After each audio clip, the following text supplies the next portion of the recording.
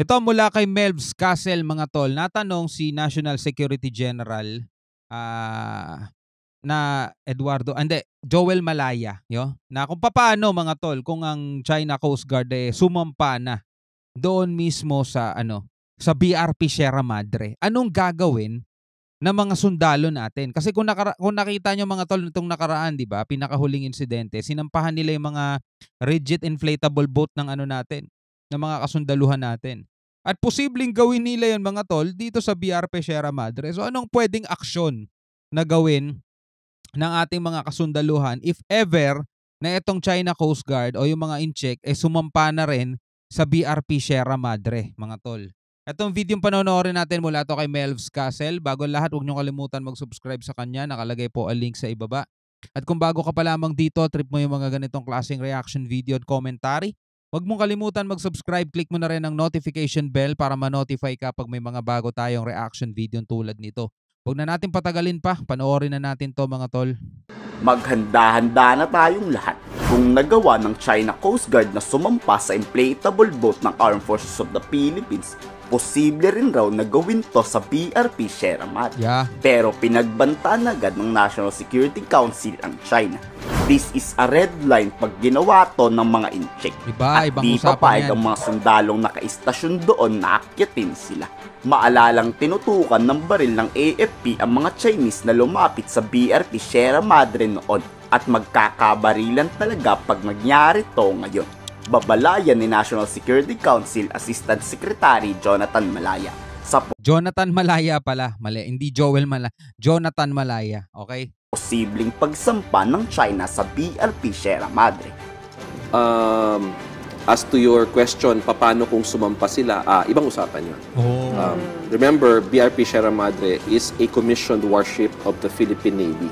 No, grounded nga lang siya, but it is a commissioned warship. Now, when a foreign country or entities of a foreign country invade, or try to take over the BRP Sierra Madre as a commissioned vessel of the Philippine Navy, that is a different matter altogether.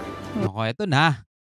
So, alam nyo kung sasampahan to ng ng China Coast Guard, matagal na sanang ginawa nila yan. Kaso siguro alam nila, warship vessel na to Pag sumampa tayo dyan, ibang usapan na yan. Pwede na tayong paputukan dyan. Wala rin tayong laban dyan at wala tayong pwedeng ipagtatanggol sa sarili natin dyan. Diba? Hindi natin pwedeng sabihin na pinaakyat kami tapos pinagbabaril ka. Hindi pwedeng ganon mga tol. At hindi sila pwedeng umakyat talaga doon basta-basta. Alam nila yan. Kumbaga sa tingin ko, it's a red line that cannot be crossed because iba ang repercussions niyan. At ang mga tropa natin sa BRP Sierra Madre, hindi sila, I'm sure, papayag na lusubin sila doon at sampahan sila ng agents of a foreign power. Pero kung aakyatin ng China yan, dapat matagal na, di ba? May pangamba ring nararamdaman mga incheck na yan. Alam kasi ng China Coast Guard na handa tayo makapagpatayan pag sinakop nila to. At alam mo mga tol, nandun pa rin tayo sa stance at pinaniniwalaan natin na hindi interesado ang China sa gera. Diba? Lagi natin yung sinasabi dati pa. Kasi kung interesado sila sa gera, matagal na nila tayong ginera.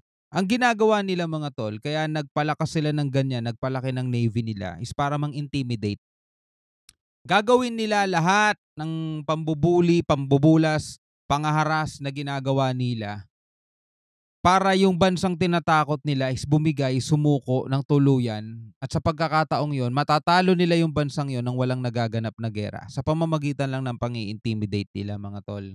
Ngayon ang Pilipinas, kapag sumuko at kapag natakot sa mga pinaggagawa nila katulad ng nakaraang administrasyon, natakot, di ba? Panalo na sila automatic.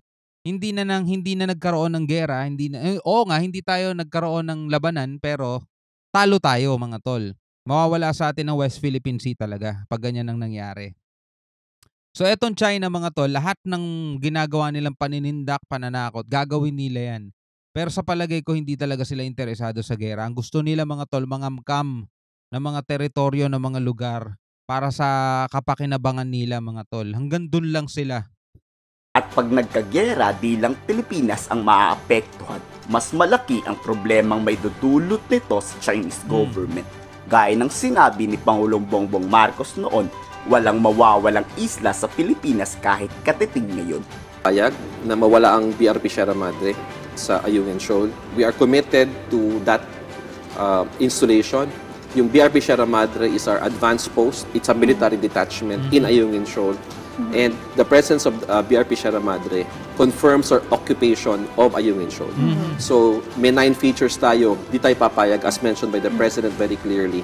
Hindi mababawasan yan. We will not lose every square inch, any square inch of our territory. Posibleng sumama ang US Navy sa lahat ng operasyon ng militar sa West Philippine Sea. Actually talagang bad trip na China. Kasi ang talagang gusto nila mga tol, yung BRP Sierra Madre, gumuho na yan on its own. Kasi kung tutuusin mga tol, kaya naman nilang hatakin yan eh.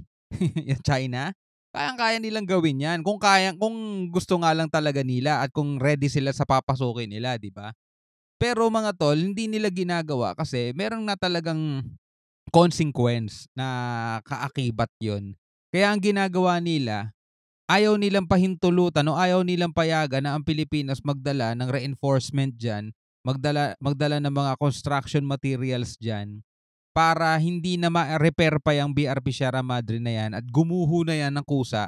At sa pagkakataon yun mga tol, makukuha nila yung BRP Sierra Madre nang walang labanan. Diba? Yun talaga ang gusto nila.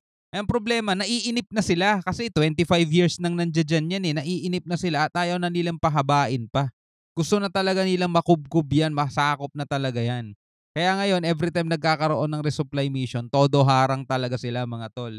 Pinipilit nila yung batas nila na hindi naman sinasang-ayunan ng UNCLOS at ng international law. Batas lang nila sa sarili nila yon. Iyan ang unang mangyayari pag na-activate na ang Mutual Defense. Posibleng sumama ang US Navy sa lahat ng operasyon ng militar sa West Philippine Sea. Iyan ang unang mangyayari pag na-activate na ang Mutual Defense Treaty. Di raw ibig sabihin na may MDT na ay makikipaggera na tayo sa China. Di raw agad ganun-ganun yun. At pag tinangka ng China magsagawa ng dangerous maneuver, pero na kay PBBM na raw ang desisyon kung magpapasama pa ba tayo sa Amerika. Kasi an armed attack on BRP Sierra Madre, we have to decide, no? The government has to decide. Hindi namin masasagot yan sa National Security Council sa ngayon. That has to be a decision of the President and of the government as a whole. Kasi that means already foreign involvement. Yeah. Pero ang masasabi ko lang sa ngayon is di tayo papayag na mawala ang BRP Sierra Madre because that is a policy direction made very clear already by the President. Ang malaking tanong ngayon, manghaharas pa ba ang China pag nandyan na ang Estados Unidos? Duwag naman yung mga yan pag bigatin na ang kalaban sa dagat. Wala. Kita mo nung nakaraan, nagsagawa tayo mga tol ng balikatan natin. Umabot tayo hanggang sa kaduluduluhan ng exclusive economic zone natin. Oh, may nagawa ba sila? Palibot-libot lang sila pero wala silang nagawa. Di nga sila nakalapit eh. Kasi nakikita nila, singlaki nila yung bansang babanggain nila at saka kasing lakas nila. Pero pag nakikita nila, musmos, di ba? Batang musmos, walang kagamitan, walang kakayanan. Nandiyan sila maangas mga tol. Yun naman yung nakikita natin dati pa eh. Malakas lang ng bully pag kaya ang kakalabanin at bubulihin. Kita mo nga, winawater cannon nga sila ng Japan. Anong nagagawa nila? Wala naman. Kayo sa tingin nyo, ikomento sa baba ang inyong salobi. Diba? Kung titingnan nyo mga tol, sa Pilipinas lang talaga sila nakakapag-angas. Hindi nila nagagawa yan sa ibang mga bansa.